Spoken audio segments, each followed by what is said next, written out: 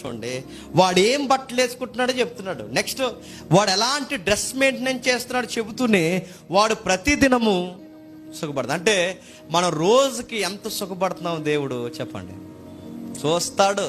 మనం అనుకుంటాం నిద్రపోతే తప్పు ఏంటండి అంటే, నువ్వేం ఎరగదీసావని అంతసేపు నిద్ర అవుతున్నావు అని అడుగుతాడు దేవుడు. గుర్తుపెట్టుకో, ఈ వాక్యం బాగా అర్థమైతే నేను మళ్ళీ చెప్తున్నాను, నీ దేహానికి కష్టానికి తగ్గ రెస్ట్ ఇస్తే సరే, కష్టం కన్నా తక్కువ, కష్టం తక్కువ, నీకు రెస్ట్ ఎక్కువ ఇస్తే నీకు వాక్యం అర్థమైతే నీకేమనిపించాలి చెప్పిన భయమే. ప్రభువా నాకు ఈ నిద్రముత్తు గల ఆత్మేడు ప్రభువా తీసివేయి అని ప్రార్థన చేయాలి.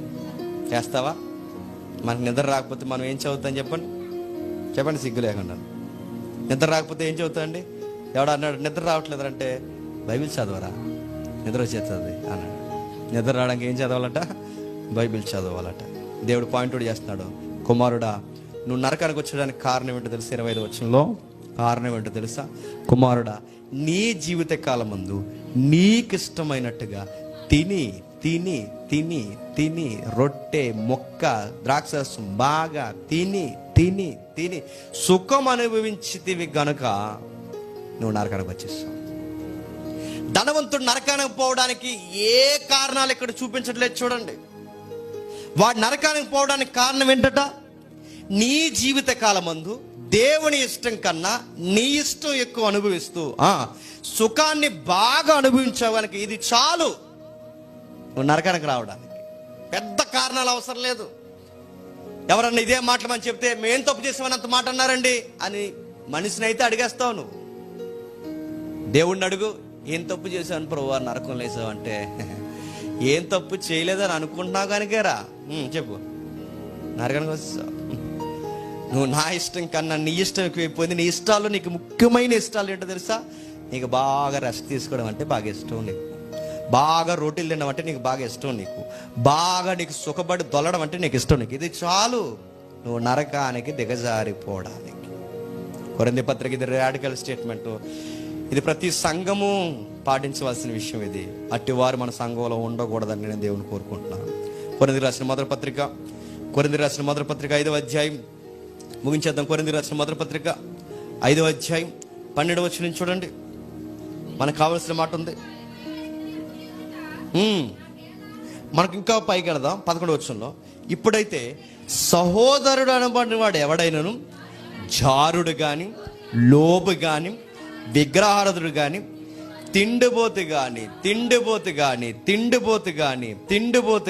త్రాగుబోతు గాని ఉంటే అట్టి వాణితో చెప్పండి సాంగత్యము చేయకూడదు, భుజింపకూడదని మీకు రాయిచున్నాను. ఎలుపుల వారికి మీరు తీర్పు తీర్చుట నాకేలా? ఎలుపుల వారికి దేవుడే తీర్పు తీర్చును కానీ లోపటి వారి కోసం నేను చెప్తున్నాను, ఇట్టి వాడిని, అలాంటి దుర్మార్గుణ్ణి మీలో నుండి. ఈ మాట ఎంత కఠినంగా ఉందండి. తిండిపోతే ఎవడంట? లాస్ట్ మాట చెప్పండి. తిండిపోతే ఎవడంట? దుర్మార్గుడా. ఈడు భోజనం చేస్తే దుర్మార్గుడు అంటాడంటే బయట అనరు చెప్పండి, బైబిల్ వెళ్తే అంటారు. నువ్వు దేవుడి కన్నా, నీ లక్ష్యాల కన్నా నువ్వు ఎక్కువ తిండికే మనస్సాక్షిని పెడితే నేను దేవుడు ఏమన్నా తెలుసు? వరే తిండిపోతే దుర్మార్గుడు అన్నాడు. దేవుడు ఎంత సీరియస్గా ఉంటాడో తెలుసా? 3 ఏండ్ల నుంచి ఫలించకపోతేనే చెట్టుని నరికేస్తా అన్నాడు. 3 ఏండ్ల నుంచి చూస్తున్నాను, దీని వలన నేల ఏలా అర్థం అవ్వాలి. నువ్వు 30-40 ఏళ్ళ నుంచి ఫలించట్లేదంటే నిన్నేం చేయాలి చెప్పు? నరికేస్తా అంటాడు. ఎవరు చెబుతున్న చెట్టు కోసం కాదు చెప్పండి, వ్యక్తి కోసం. చెట్టునే నరికేస్తానంటే వ్యక్తుల్ని లెక్కడగడా చెప్పండి. అంజూరపు చెట్టు ఫలించలేదట, శపించేశాడు అంతే. అక్కడ అంజూరపు చెట్టు అంటే ఎవరో తెలుసా? అక్కడ అంజూరపు చెట్టుని శపించాడు భౌగోళికంగా. అంజూరపు చెట్టుని సిటీకి ఎదురుగా ఉన్నప్పుడు చెప్పిస్తాడు. దాని గురించి ఎప్పుడైనా మాట్లాడుకుందాం. ఎందుకు అంజూరపు చెట్టుని చెప్పించాడంటే, అంజూరపు చెట్టు ఇశ్రాయేలు గుర్తు. మీ పరిస్థితి కూడా ఎలా ఉండబోతుందని సైన్. వాళ్ళకి ఫలించకపోతే మీరు ఎలా అయిపోతారు? చెట్టు ఫలించకపోతేనే దీన్ని నేను వద్దనుకుంటున్నానంటే, అంజూరపు చెట్టు ఇశ్రాయేల్ దేశం నువ్వు ఫలించకపోయినా చెప్పు, నిన్ను కూడా నేను రోడ్డుకి ఇచ్చేస్తా అన్నాడు. బైబిల్ ఎంత ఎలిబరేట్గా చెప్తుంది. తిండి పాపం అంటే పాపమే, తిండి ఎప్పుడు పాపం కాదంటే 2 విషయాలు చెప్పింది. నేను ఆహారం తినాలి, శక్తిని పొందుకోవాలి, దేవుని చిత్తాన్ని నెరవేర్చాలి. నేను తిన్న తిండి నా పక్కోడికి గుప్పెడి మెతుకులు పెట్టాలి.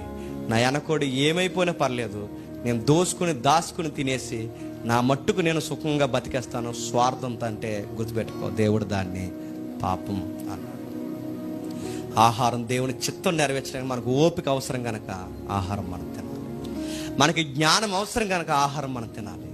దేవుని చిత్తాన్ని మనం నెరవేర్చాలి కనుక ఆహారం మనం తినాలి. ఇదేమి మనం ఆలోచించకుండా ఆహారం తింటే నేను చెబుతున్నానండి, అది పాపమే. కొంతమంది తినడానికే బతుకుతున్నారండి. ఒకప్పుడు ఏదో ఒకటి తిని బతికేద్దాం అనుకునే రోజులు పోయాయి. ఇప్పుడు తినడం కోసం బతికే రోజులు వచ్చేసి ఈరోజు చూడండి, అన్నిటికన్నా ట్రెండ్ బిజినెస్ ఏంటి చెప్పండి? Food business. మీరు ఎన్ని బిర్యానీ కొట్లు పెట్టండి, లాగేస్తాయండి. ఏంటో మరి 31st ఎన్ని కొట్లు పెడతారు, అన్నీ లాగేస్తే అందరిని వెళ్ళి అడగండి, ఏంటి మిగిలింది అయిపోయిందంటే అయిపోయిందంటారు అందరూ.